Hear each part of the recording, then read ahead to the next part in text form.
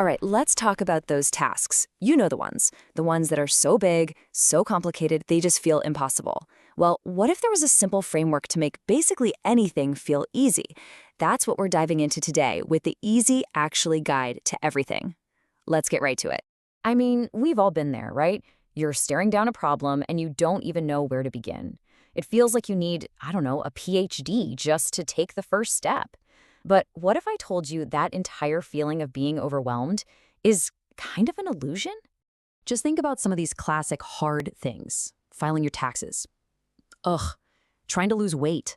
Learning a language like Japanese. Even something as weirdly abstract as having a personality. They all feel like these huge, unclimbable mountains. And this brings us to a pretty radical idea. The way we're all taught to master something is, well, it's totally broken. It's basically designed to make you burn out and give up.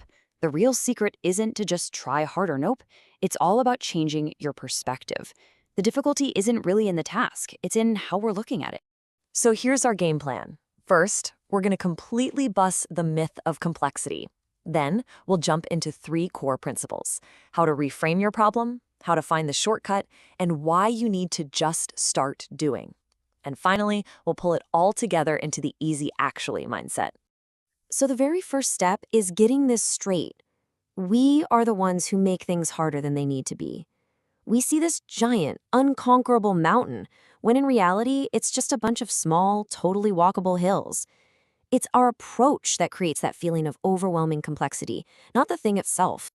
And that leads us perfectly into our first big principle: reframe your problem. This is the moment where you just stop. You stop trying to become a world-renowned expert in an entire field, and instead, you just focus on following a simple, manageable process.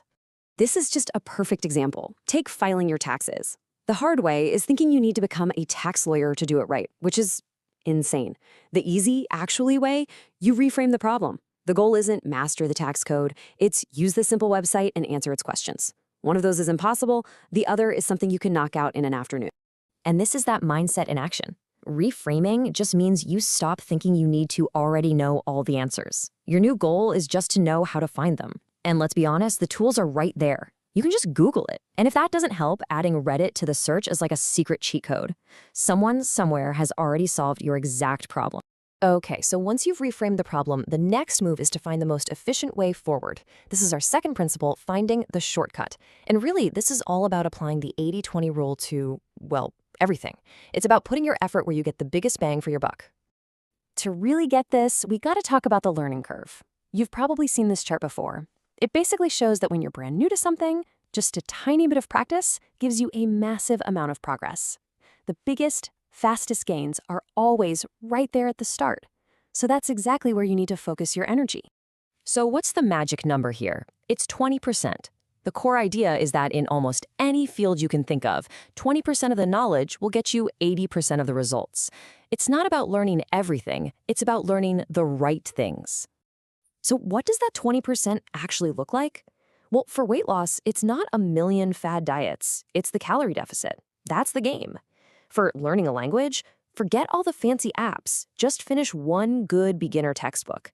Want to get smarter? It's simple. Just read nonfiction books about stuff you're actually curious about. And for those really tough problems, a lot of the time, your gut feeling is just your brain's supercomputer doing the moral math at lightning speed. Now for our third principle, and honestly, this is the one that ties everything together. You have to just start doing. You can reframe the problem, you can find the shortcut, but none of it matters if you don't take action. Knowledge is pretty much useless until you apply it. Action is the ultimate cure for complexity. This right here says it all. You can't just passively watch a video and expect to learn a skill. You only learn how to tie a tie by actually fumbling with the tie while you watch the video. You learn by doing. That simple act signals to your brain, hey, pay attention. This is important. We're actually using this. So how do you build a system that's all about action? Here's a fantastic example for learning a language. Notice every single step is an action. You finish a textbook. You watch videos. You repeat sentences out loud. You record yourself. You are actively doing the thing you want to learn. And that creates this amazing feedback loop that just cements the knowledge in your brain. And you know, this whole idea of focused action, it applies to more than just learning skills. Take the spike method. It's a way to become a more interesting person. The idea is, instead of knowing a tiny bit about everything, you pick one super niche interest. It doesn't matter how weird it is, and you just go deep. And what's so great about this? It makes you memorable. By focusing all your action on one weird thing, you develop a spike that makes you stand out. You become the expert on cleaning, or the person who knows a ridiculous amount of facts about frogs. That focus makes you interesting and gives you an instant way to connect with people. So, when you put all these pieces together, when you reframe the problem, find the shortcut, and then commit to taking action, you don't just have a handful of tips. You have a complete mindset. This is the Easy Actually framework, and you can point it at almost any challenge you face. So here it is, the whole shebang in one spot. First, reframe the problem. See the simple process, not the giant obstacle. Second, find the shortcut. Zero in on that critical 20% of effort that gets you 80% of the results. And third, create a system for action and just start doing. And that's really the most important point. This is not about being born a genius or having more willpower than anyone else. It's just about being more strategic. It's about having a better system for learning, for doing, and for achieving. And that's something anybody can build. So I'll leave you with this question. Think about your own life. What's that one goal